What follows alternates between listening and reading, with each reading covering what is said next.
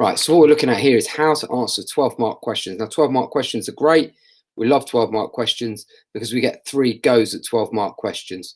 So it's all about structure. It's all about sticking to the recipe and making sure you do those basic things right when you hit the exam hall. And what's great is we can really focus on this type of question when we're preparing, because we know no matter what we do, we'll be able to apply those things elsewhere. So you'll get 1 on medicine, 1 on Henry, and 1 on Nazi Germany. It's the same each time. All that changes to it is the content that you need to include depending on which period study you're doing. I don't normally talk in the assessment objectives. I know lots of people do, but it's the analysis of cause change. So explain why something was caused or why something changed, and then it's looking at the idea of knowledge, understanding, and the features and characteristics of a time period. It may change the second order concept that you're looking at. Sometimes it might be continuity rather than change, but don't worry about that. Okay, you don't need to worry about any of those things. They're what the examiner has to worry about. In terms of the mark scheme, none of us are looking down the bottom end of this one. All right, it's all about an explanation that you're showing that you can analyze, which you're saying, look, this is why something happened, and that all the material you're picking, all the information you're giving links to that question. So you're not going outside of the time period that they're talking about, that you're specific and you know exactly what happened during that time period about that specific event that they're asking you about. So this is what the questions look like, and you'll recognize them straight away. Explain why. And I've highlighted the explain why because that's what should relax you in the exam. Okay, it should actually relax you. You should look at it and go, oh, right, I've just got to explain why something happened. So explain why Cromwell fell from power. Explain why there were changes in understanding the cause of disease. Explain why the Nazis were unable to reduce their unemployment. Each time it's about, can you explain why they did these things, or why these things happened, or why these things matter? You're given 2 bullet points, and you can use that information. You can use that to prompt you to get started. For me, I always say ignore the bullet points, think about the question, work through the question, work out what you think should be included so that you go beyond the bullet points. Because remember, if you only go as far as the 2 bullet points, your marks get capped. So for example, if I was looking at the bottom one, explain why the Nazis were able to reduce unemployment, straight away I'd be thinking about Nazi economic policy, in terms of how they treated outsiders, so removing Jewish people from the workplace and changing the lives of women. They'd be 3 things in my mind from that, just because of my knowledge of German history. So it's about making sure your subject knowledge is strong, making sure you know what would be on the paper, and then also that then we follow the structure.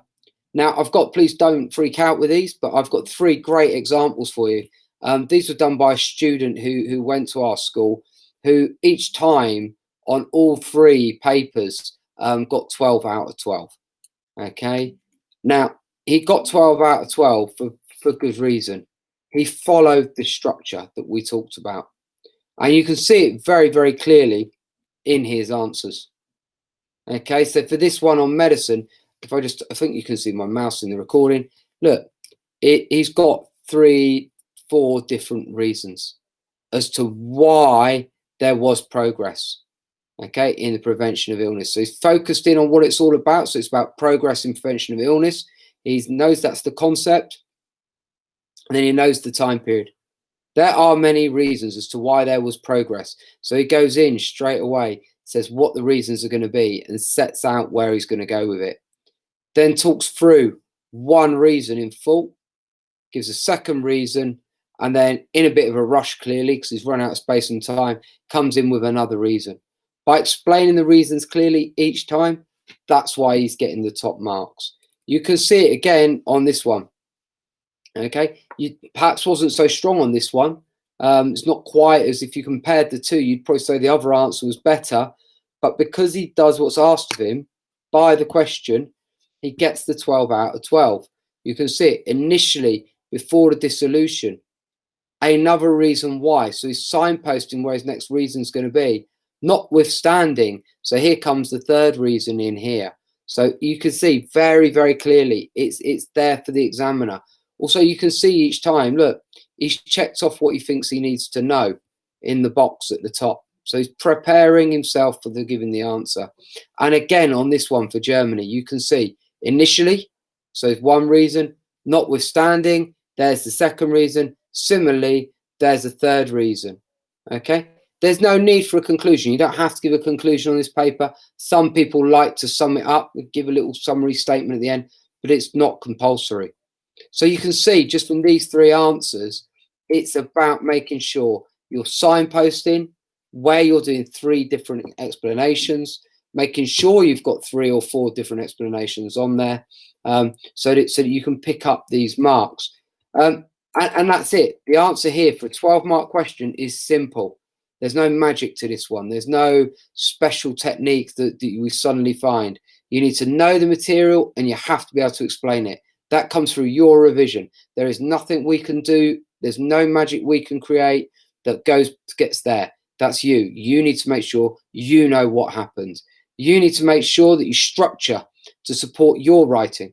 So find the phrases that suit you. It may not be that you go with initially notwithstanding. You might prefer to say one reason why, a second reason why, thirdly, another reason why. So you're signposting to the examiner where you're doing these things. Get the technique right. It won't matter which one of these you're trying to do because you know what's expected of you.